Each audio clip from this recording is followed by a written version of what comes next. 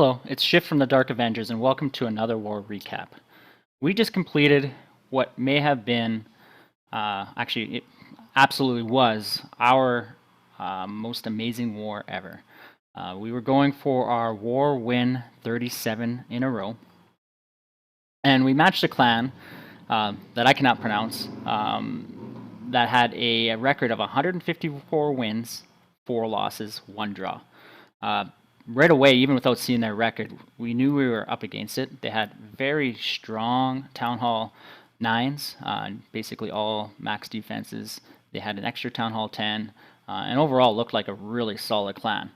After looking up their war record, we knew we were in a lot of troubles, and quite frankly, my initial thoughts is that we were gonna break the streak. However, we looked at it and really worked really hard to pull out a very solid plan and how we were going to come out on top on this war.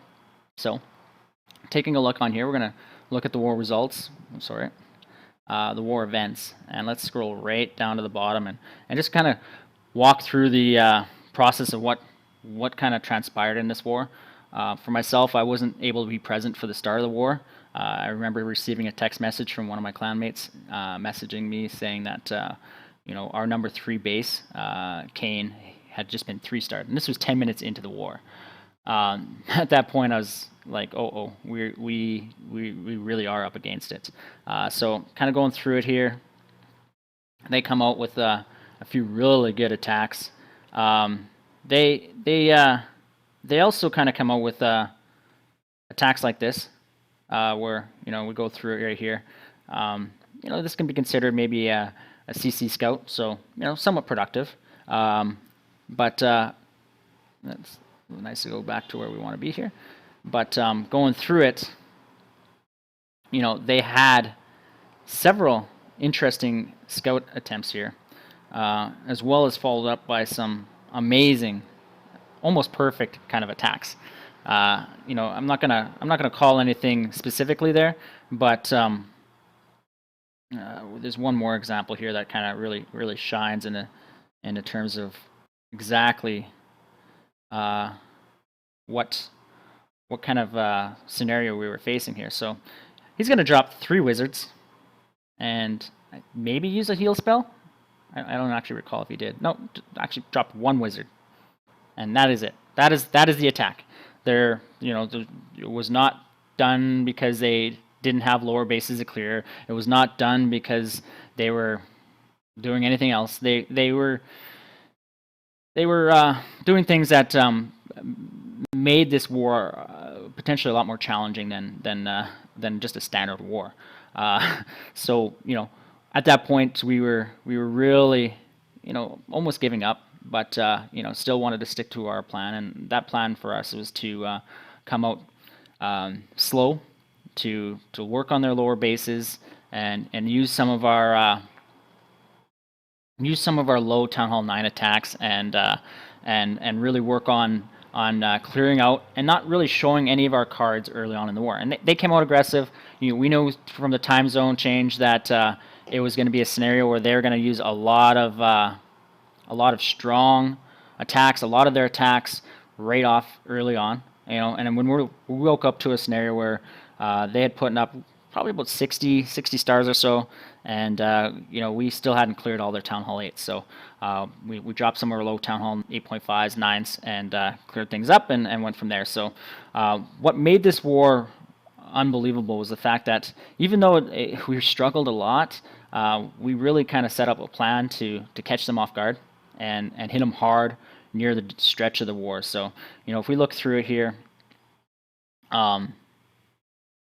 where's this turning point here? So we're looking at right now, hour and 20 minutes left in the war. We came at them with about 10 of our best, strongest attacks, a bunch of Town Hall 10 attacks. We had left a bunch of Town Hall 9s untouched, even unscouted, and we came at them late in the war with the purpose of kind of catching him off guard with our ability to try and add stars. It was really a Hail Mary pass, right for the start of football season.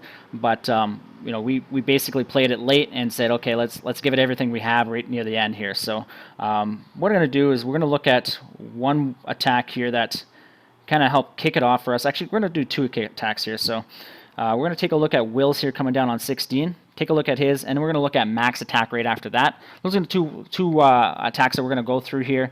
But after that, we're just going to go through a few more attacks at high speed and just kind of watch as we close out the end of this war here. So Mac's going to come in with a GoHo on one of their bases. This is their 16 base. All of their bases, even though they weren't meta bases, they were very, very strong bases, well thought out, well designed. They were set up to be anti-hogs. This one had a weakness with their double giant bomb placement there. And again, we had several cleanup attempts on some of these bases. Some bases we attacked 5, 6, 7 times before we cleared out. We struggled in their bases, but we kind of stuck to it, right? Wills is going through here. Planned it out, good entry on there, got his kill squad in there, and now he's just going with the cleanup around there with the hogs. Preserved his kill squad really well. His queen didn't take a lot of damage, and that's really going to help with the cleanup, and kind of wrapped around this base quite nicely. There's another double giant bomb set there right by the clan castle up in this compartment here that he was able to set up pathing and avoid, and did a really nice attack here. That star, again, was a really huge star for us. We didn't have many, we were down about 3 or 4 3-stars against them, and I knew if we could tie up that 3-star count, all we have to do at that point was just get as many stars as we could clean up and match their 3-star count. At the end of the war, we managed to get, we'll go back to the stats here. We managed to pull off 16 3-stars as well as they pulled off 16 3-stars. The difference came down to just a couple 2-stars versus, which I find comical actually, 2 stars can win wars. It really came down to just really perseverance, a lot of planning, and a ton of organization. I have to give a lot of credit to our members who, a lot of them needed to make attacks, but we held them back, and they stuck with it and stuck with the plan, and we came in really strong at the end, and it blew my mind. I've never had so much fun and excitement in a war or playing a game, and how we did it. Mac is going to actually come in here with a Pentalaloon, something that we rarely use. In fact, when he had mentioned to me, I want to use a Pentalaloon on this base, I kind of chuckled with him and said, I have no clue, man. It looks like a good Pentalaloon base, but man, I have no clue. I don't know if this is going to work. I'm scared, but you know what? We're going to give it our best. I'm nervous. I don't think we're going to pull it off, but hey, let's do what we can. Do not call Molt. I still when I do these recaps, I keep my chat up, and actually I live stream them, so conversations will go on while I'm doing the recap. So sometimes there's some really good comments. For those that are on the stream right now, I will continue a stream right after this. For those of you who check out these recaps, we do stream as well, so come and check us out that way and watch us live. All you have to do is subscribe to the channel and you'll get those notifications. But Matt comes in here with a well-executed Pentalaloon, pulls it off. Still nervous at this point, but the Loons managed to take out the queen without trailing her and messing around. His queen stays alive, and he cleans it up, and this was a huge 3-star, and really helped us roll through there. After that attack, again, this was about an hour and 20 minutes left. We were down roughly 20 stars at that point. Mac makes that attack. I'm going to come in. Again, these are Town Hall 10s dropping down on Town Hall 9s, and although it's deemed as a overkill, you still have to execute your attacks, and there's by no means are they guaranteed. And in the situation as well, there's a lot of nerves riding and stuff like that. I had really been struggling lately, so for me it's a big relief to pull off some of these attacks down the stretch.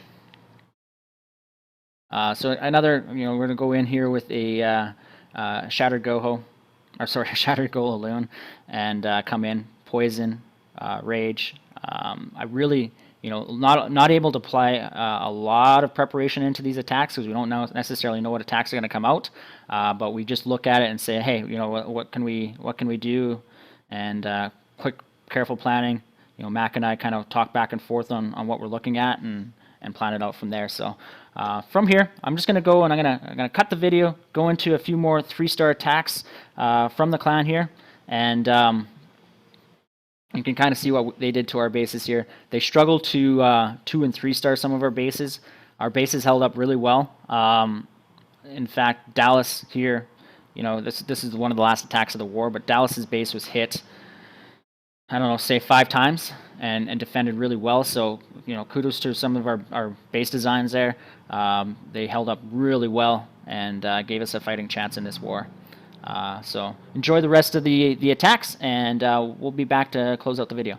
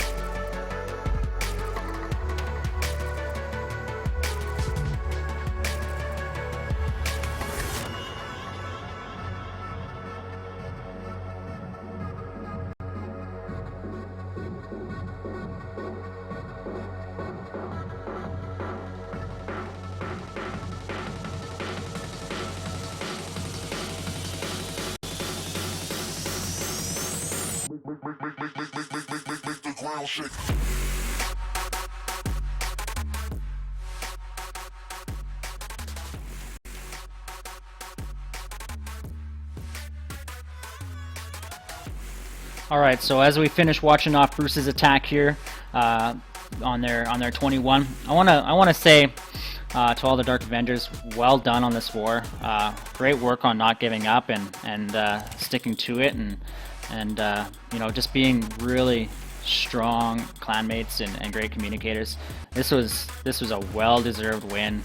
It was an absolute blast for all of us, and you know, keep it at it. Keep it at our best, no matter win or lose. Keep doing what we do, and have a lot of fun. Yeah, it was great. So we're just gonna let this attack wrap up here as Bruce clears out and gets us a really critical 3-star. I think this is about you know, first third of the war roughly that he pulled this one off. We had a couple of really close calls here. Austin here on their 20. That base gave us, you know, we had a few really high 90% attacks on that one. There's an 85%er, another 90%er, another 98%, another 97%. You know, so even though we didn't pick up necessarily as many 3-stars as we would like, we had a lot of close calls. But it was a great war. Down in the last moments of this war here, you know, we looked at it 45 minutes ago. Wills came in there for another 3-star. Mac had a 3-star on 12. I had a 3-star on 11. And then final 20 minutes, Kane pulled off a 3-star. Mac did that was a 98% 2-star. Brett destroyed their number 1, which was a bit of a gimmick base. Lox pulled off the clinching war win, and I scattered at the last second to find, as he took down the base I was going to take down.